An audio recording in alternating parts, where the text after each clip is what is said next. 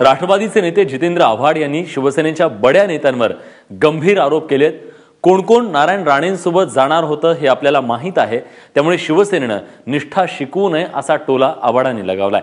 त्यामुळे ज्यांच्या मनात शिवसेना सोडायचा विचार आला होता त्यांनी गद्दारीबद्दल सांगू नये असा टोलाही आव्हाडांनी लगावलाय।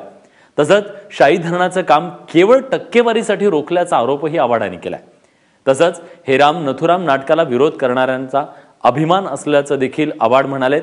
त्यामुळे आता आव्हाड आणि शिवसेना नेत्यांमध्ये वाकयुद्ध रंगण्याची शक्यता आहे।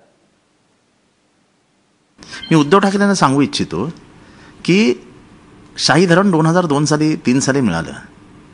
फक्त तुमच्या लोकांनी टक्केवारी मिळणार नाही, महाराष्ट्र शासन ते बांधणार, टेंडर ते काढणार, पैसे आम्ही देणार म्हणून हे धरण नाकारलं आणि म्हणून हायकोर्टाने परवा झापलं की ठाण्याचा मराठवाडा होईल।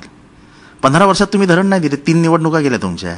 आता तुम्हाला धरणाची आठवण आली कारण का हायकोर्टाने तुम्हाला झापलं आणि ते फक्त आणि फक्त तुमच्या टक्केवारीमुळे ते धरण लांब गेलं।